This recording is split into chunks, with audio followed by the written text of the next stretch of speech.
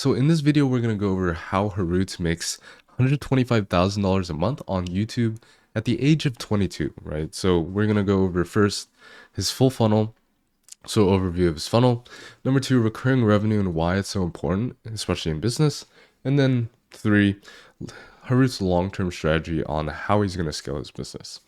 But as a quick disclaimer, I don't run his business. I don't know his business. And this is just me talking from research and concepts. So again, take this with a grain of salt, but just understand that. So before all this, we're going to jump into kind of who Harut is and what he's done, right? So he's roughly sitting about a little less than 7,000 subscribers.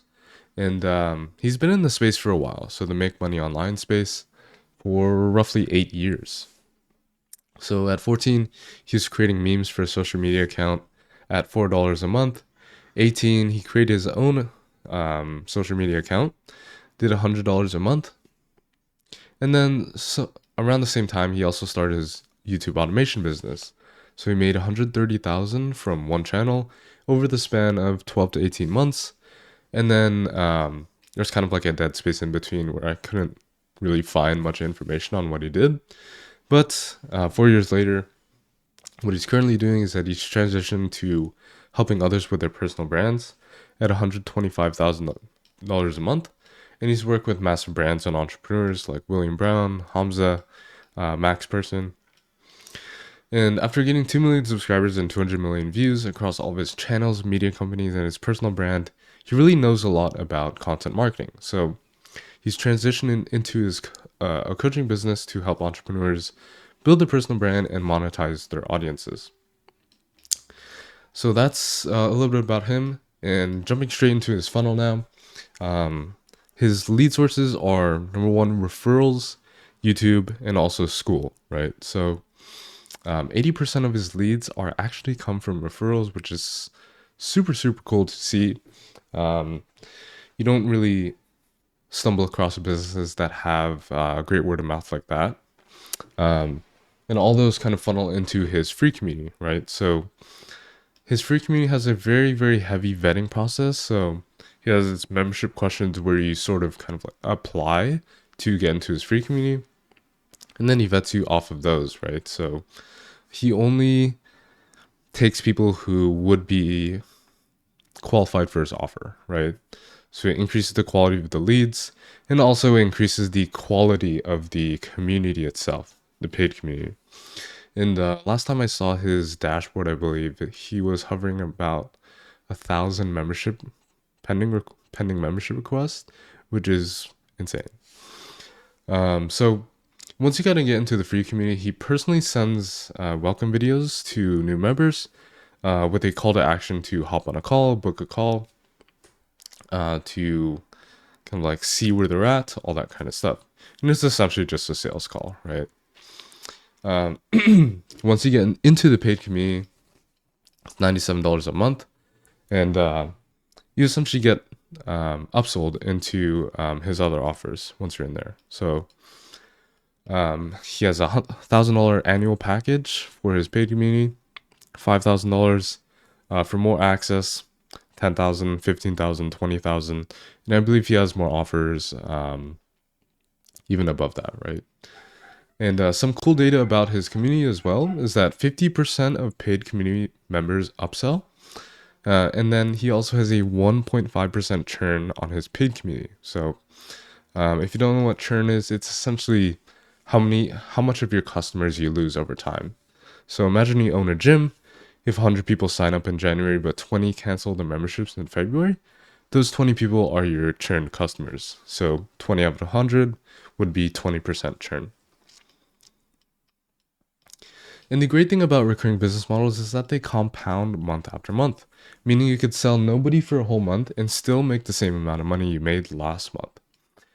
For example, you have a bottomless silo that holds grains. This silo loses 5% of its content every day because it has a hole in its side.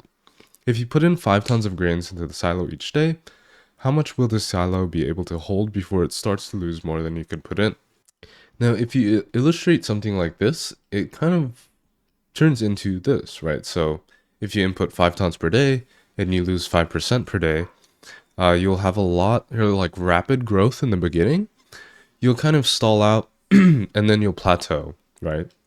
Because the more you increase how much, or the longer that you put in the same amount per day, the more you lose because the aggregate amount of what you're losing increases per day, right? So over here at like day 150, you'll be putting in 5 tons, but you'll also be losing roughly 5 tons as well because you have like 100 grains or 100 tons of grains, and you'll be losing 5% of that, which is 5 tons, which is pretty much very similar to how much you're inputting as well. And the great thing about this is that if you lower your losses, so you lower your percentage of losses or you lower your churn, the more you'll be able to retain, right? So if you kind of patch the hole, maybe you get it down to a 3% loss per day, you'll actually cap out at around, not at around 100, you'll cap out at around 166, right? Because if you're losing 3% per day, you lose about 5 tons when you're at 166. So 166 tons, 3% of that will be around 5 tons. And then this also holds true for 1% as well. So you can really see how it jumps from 3% to 1%, from 166 to almost 500. And this also works for communities, for anything recurring in nature. And this works for all metrics in businesses, right? So percentage of customers, lifetime value per customer, hypothetical max of the business.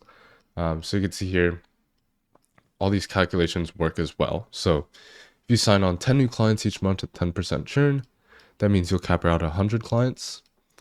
If you know the average revenue per customer is $1,000 a month at a 10% churn, you'll cap out around $10,000 per month for the lifetime value per customer.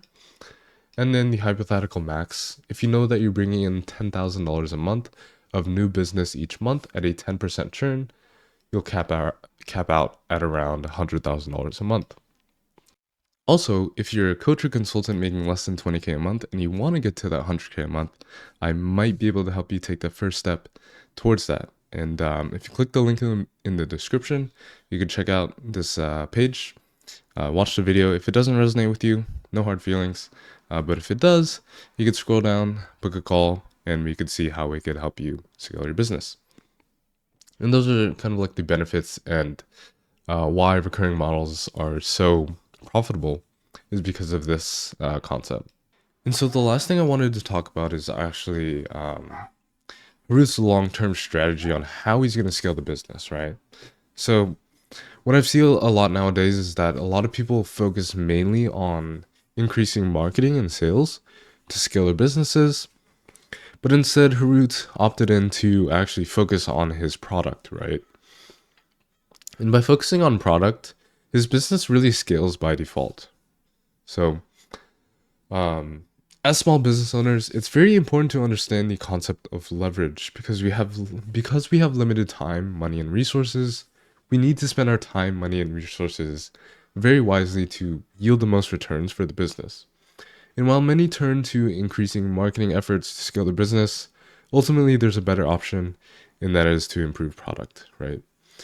For example, Tesla, when they first started, they didn't have as much resources as the titans in the car industry, like Ford, GM, Toyota, etc. Instead, what they did was they spent the resources towards improving product.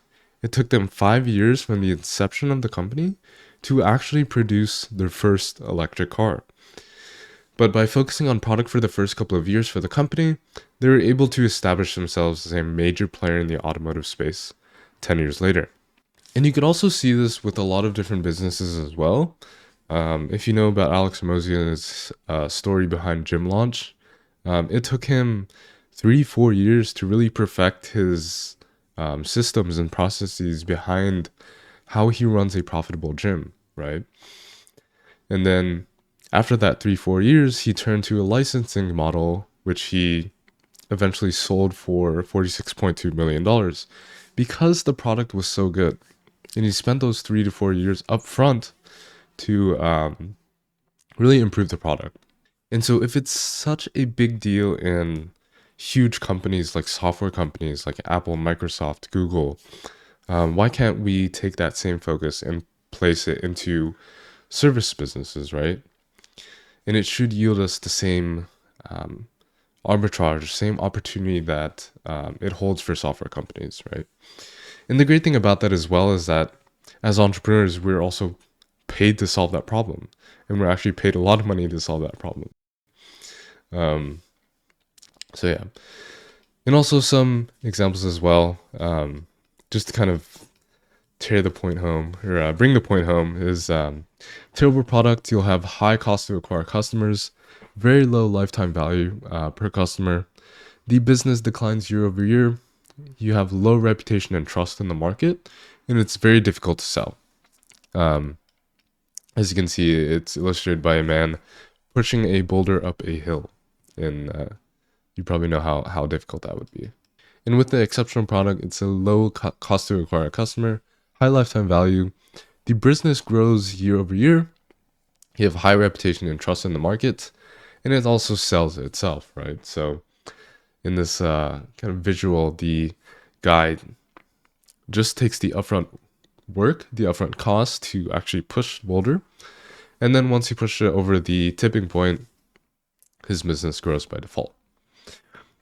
And some funny memes I created were this one, amazing product and compounding word of mouth, or terrible product and terrible reputation.